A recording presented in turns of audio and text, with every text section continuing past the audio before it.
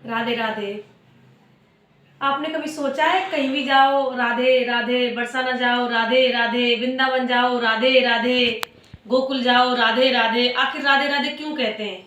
किसी को आवाज दो ऑटो वाले, राधा राधा राधा राधा, आखिर राधे राधे क्यों कहते हैं? आपने कभी सोचा है? आज आपको एक प्रसंग सुनाती हूँ। भरतपुर वाली ज्योति। एक बार तीन संत थे। दो जवान थे, एक वृद्ध थे। जो जवान थे, जो वृद्ध संत थे, उनके वो दो शिष्य थे। जो वृद्ध संत थे, उनकी पूरी जिंदगी कृष्ण कृष्ण कृष्ण कृष्ण कृष्ण कृष्ण कहते कहते निकल गई। जो दो जवान संत थे, वो आपस में यमुना किनारे तीनों आपस में बैठ के बात कर रहे थे। उन्होंने बोला कि सब राधा राधा बोलते हैं, राधा रानी के महल आए, हम आज तक राधा रानी के महल ही नहीं देखा, एक बार राधा रानी के महल आके आते हैं। तो जो वृद्ध संत थे वो बोले, आप चले जाओ, मैं नहीं जा सकता, क्योंकि मैं बहुत वृद्ध हो चुका हूँ और मैंने सुना है राधा रानी के जो महल में जो सीढ़ियाँ हैं, बहुत ज़्यादा सीढ़ियाँ हैं, मैं नहीं चढ़ सकता, मैं यहीं से राधा रानी की मानसिक पूजा कर लूँगा। तो वो दो संत थे जो जवान, वो वहाँ से चल दिए और वो जो भिक्षा में मिलता उनको वो खा लिया करते थे। लेकिन उन्होंने उस दिन निर्णय लिया कि हम कुछ भी नहीं मांगेंगे ना, हम जब तक वो राधा रानी ही व्यवस्था करेंगे। हम राधा रानी के महल जा रहे हैं, बरसाना जा रहे हैं, कृष्ण भगवान के भक्त हैं, यानी हम राधा रानी के मेहमान हुए ना, इसलिए वो हमारे अपने यहाँ व्यवस्था करेंगी। तो वो दोनों संत आप चल दिए। रास्ते में उनको भूख लगी। एक संत दूसरे संत से बोला, कुछ मांग ले क्या? कि नहीं, राधा रानी हमारी खुद व्यवस्था करेंगी। वो ऐसे कहते कहते वो राधा रानी के महल पहुंच गए और राधा रानी के दर्शन किया। दर्शन करके जब वो उतरने लगे तो नीचे अटारी पड़ती है।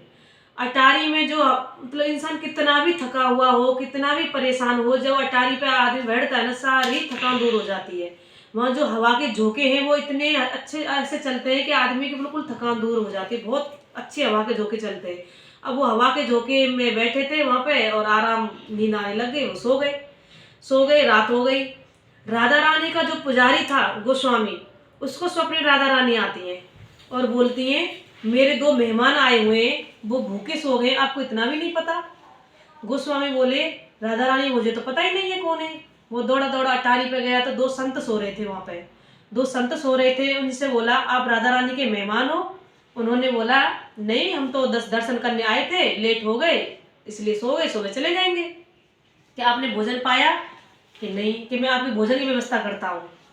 वो भंडारे में गया, वहाँ से जो प्रसादी थी राधा रानी के लिए बनती है, जो वहाँ से प्रसादी लेके आया, उनको प्रसाद पाया और वो गोस्वामी से कहने लगे, राधा राधा राधा राधा कह के ऐसे सो गए।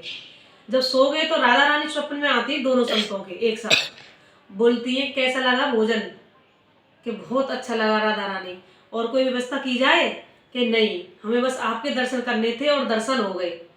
ऐसा कह के राधा रानी बोलने लगी कि आपको पान नहीं दिया, जो मेरे प्रसाद में पान चढ़ता है वो पान नहीं दिया गोस्वामी ने, लो एक एक पान खा लो। उन्होंने पान लिया और उनकी आंख खुल गई। सुबह 4 बजे की बात है, ये सारी सपने में चल रही है ये सारी बातें। उनकी आंख खुल गई, वो सुबह जब जगे तो आपस में हड़बड़ा के जगे। दोनों जने कहने लगे, संत, राधा रानी सपने में आई, राधा रानी सपने में आई, पान दिया। दूसरा भी बोला पान दिया। उन्होंने मेरे से नजर गई सराहने, पान दिखा। वो पान खा के जोर जोर से चिल्लाने लगे, राधा राधा राधा राधा। वो राधा रानी के होके ही रह गए, वो कभी वहां से वापसी ही नहीं आए। ऐसे ही हमारे राधा रानी दयालु हैं, ऐसे ही हम बहुत कृपालु हैं राधा रानी। इसीलिए बरसाने वाली बोलती है, एक तरह से प्यार बरसाती है, बहुत दयालु मेरी राधा रानी। बोल राधा रानी की जय। इसीलिए कहते हैं, जो मन में सोचता है वो राधा रानी तक अपने आप ही पहुंच जाता है। इसलिए नेगेटिव नहीं सोचें, पॉजिटिव ही सोचें।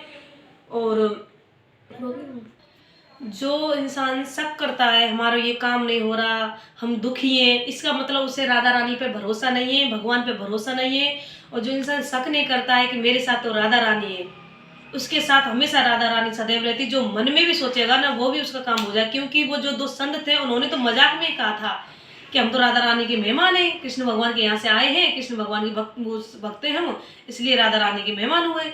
और राधा रानी ने हकीकत में उनको मेहमान मान लिया, उन्होंने मजाक में बोला था। इसलिए जो मन में सोचते हैं वो अपने आप राधा रानी तक हमारी बात पहुंच जाती है। इसलिए पॉजिटिव ही सोचें। राधे राधे, हरे कृष्णा। मिलते हैं अगले ब्लॉग में। भरतपुर वाली ज्योति।